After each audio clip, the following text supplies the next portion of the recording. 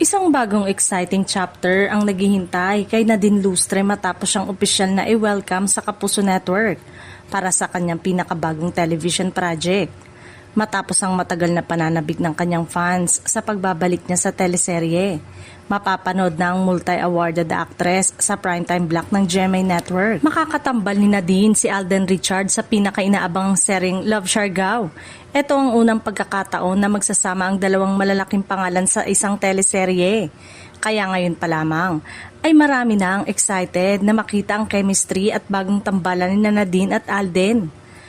Malaking bagay din para sa fans ni Nadine ang kanyang pagpasok sa GMA Primetime. Ilang taon din naging limitado ang kanyang paggawa ng teleserye dahil mas naging tutok siya sa pelikula, endorsement at iba pang personal na proyekto. Kaya espesyal ang kanyang pagbabalik sa regular television drama. Samantala, inaasahang magiging isa sa mga pangunahing offering ng Kapuso Network ang Love Siargao. Bukod sa bagong tambalan ni Nadine at Alden, dagdag excitement din ang Siargao setting na posibleng magbigay ng fresh at cinematic na dating sa kanilang mga love story. Kaya naman mainit ang pagtanggap ng fans sa bagong Kapuso era ni Nadine Lustre sa pagsasama ni na Alden Richard sa GMA Primetime.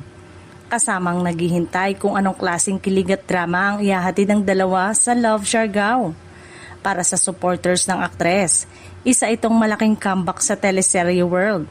Nadine Lustre, Alden Richards sa GMA Primetime.